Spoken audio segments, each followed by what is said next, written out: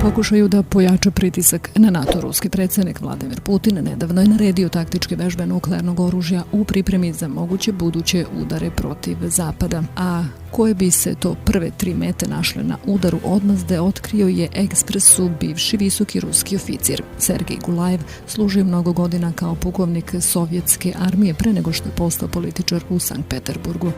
Ako Rusija prva upotrebi nuklearno oružje u Ukrajini, onda možemo očekivati udar odmazde od strane NATO snaga. Glavne mete bi mogle da budu Moskva, Rostov u Ukrajini i podmornička baza Severne flote, rekao je Ekspresu. Kako podsjeća msn.com, Severna flota patrolira Baltičkim morem, područjem nad kojim Rusija želi da ispolji veću kontrolu. Flota treba u narednim godinama da primi 12 novih podmornica Jasen koje mogu da nose krstareće projektile Kalibar i Oniks.